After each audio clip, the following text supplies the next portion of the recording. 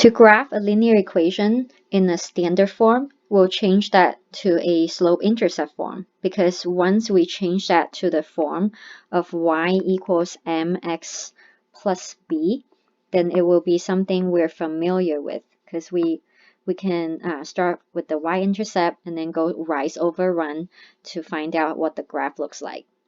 So in order to do that, we will solve for y. So the process that we do here is solve for y.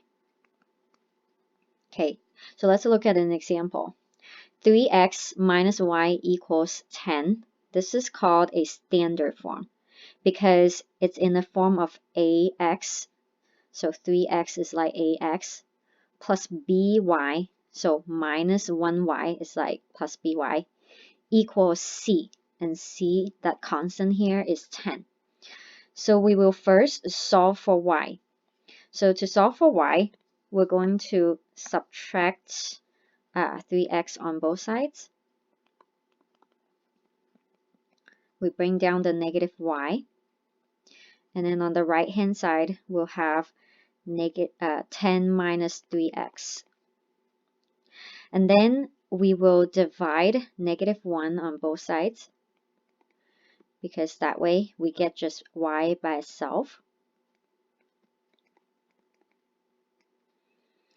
Now, this still doesn't look like a slope-intercept form, because we know that in slope-intercept form, it's always something times x and then add another number.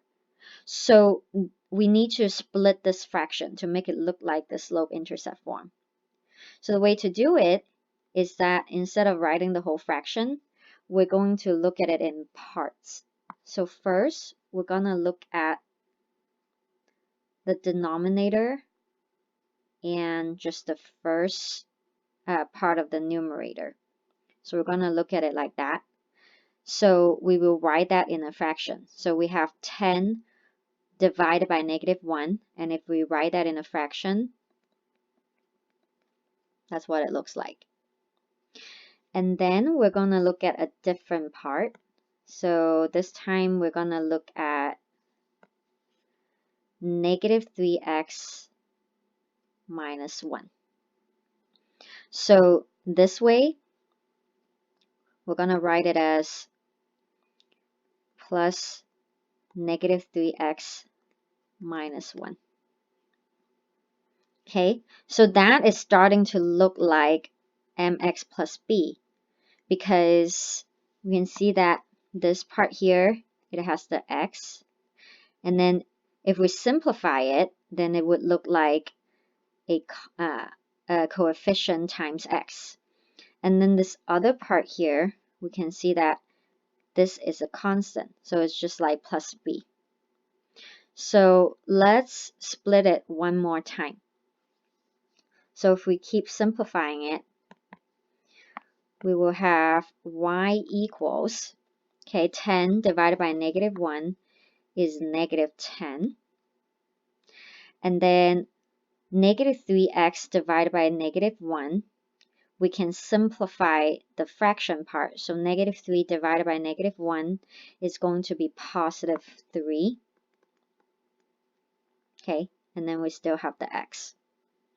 So you can see that if we write it down this way, it is in the slope-intercept form, because we have mx plus b. So once we have this form, we can graph it, just like how we did before.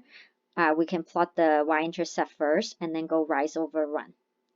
But this is the big part of this kind of problem, so we need to practice on that. So let's look at another example. So we're going to first solve for y.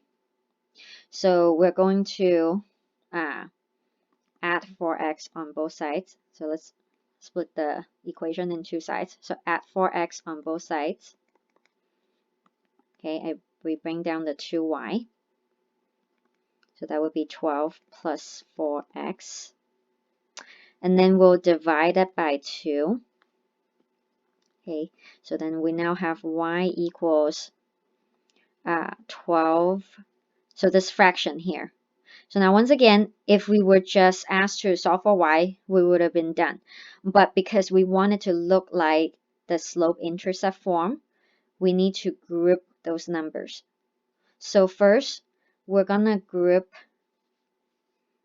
the denominator with the first part of the numerator. So 12 divided by 2 is 6. So this is simplified to just 6.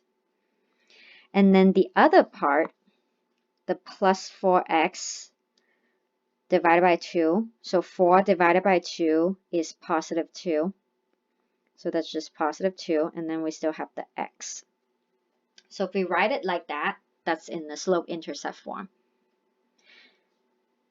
So to sum up, the steps would be, number 1, solve for y.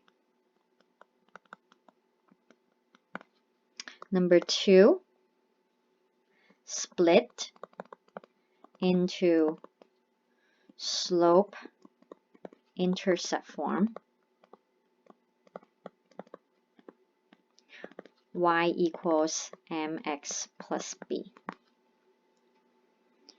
Okay, so this is how you would first change it into the form. And then we'll talk about how to graph it.